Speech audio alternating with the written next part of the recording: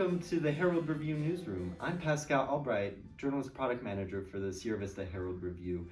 And these conversations are brought to us by Neighbor, our neighborhood alliance for better understanding and respect. I'm here with Summer Home today, one of our reporters. Welcome, Summer.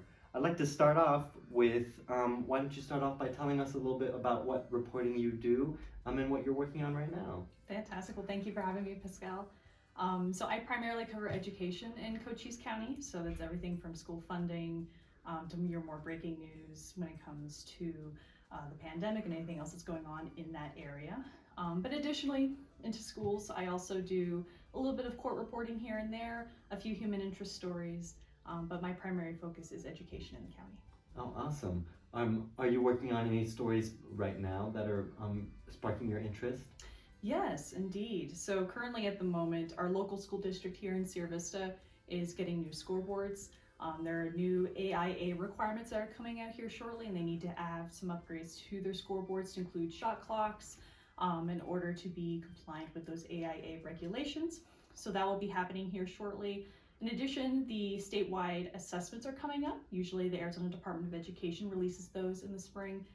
So we're going to be looking at comparing the scores from before the pandemic, in the midst of the pandemic, and now to today to see how those scores have changed, if they've changed, why, and specifically seeing how not only areas in the whole state, how we are doing, but also here in Cochise County and seeing how our students are doing.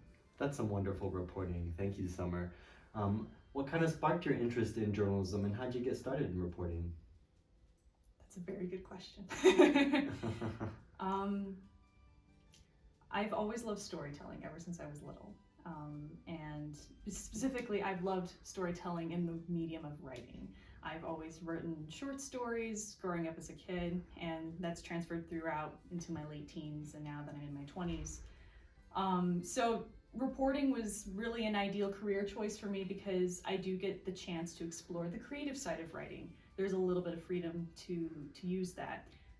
But what I love about journalism specifically is that there's a technical component to it as well. It has to be accurate, it has to be factual, it has to be objective, it has to be timely and credible. And that rigor that goes into it is another aspect of writing that I love. Because at the end of the day, it is a form of communication. Everything has to be easily communicated so that way everyone can learn facts, know what's going on about a certain situation. So basically, journalism is like the perfect marriage of both the creative side and the technical side of writing. So for me, that just seemed like the perfect career field. Oh, that's amazing. And clearly you're good at what you're doing. Are there any long-term projects you're working on right now for the Herald Review? Ooh, long-term projects. I'm hoping to dive in a little bit more into talking with educators. Specifically with the pandemic, we've seen an increased focus on mental health. And I know the pandemic has definitely challenged us all in many different ways. And I've touched on a little reporting on mental health from the students' perspective during the early stages of the pandemic, but I would love to get the chance to have that conversation with educators. So that's definitely something that's on the forefront. In addition to that, we're also still continuously dealing with a drought in our area.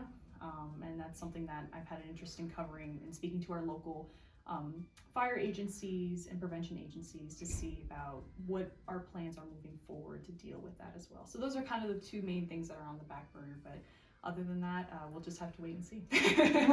Exactly, that's amazing, Summer. And to kind of round ourselves up, what is your favorite place to get something sweet out here in Sierra Vista? Ooh, in Sierra Vista. I think my favorite place to go is Julie's and Sammy's right here on the Fry Boulevard. I definitely am a big person who loves smoothies, so I think smoothies or ice cream are definitely some of my favorite treats, and I'd like to go there. Oh, that's a wonderful treat after a long day of reporting. Well, thank you so much, Summer, for this wonderful conversation, and I look forward to reading some of your articles and all the things that you're going to do going forward, so thank you again. This conversation and more of these can be heard on Neighbor, which is our neighborhood alliance for better understanding and respect. You can find that at neighbor.myheraldreview.com. Thank you again, Summer. Thank you, Pascal.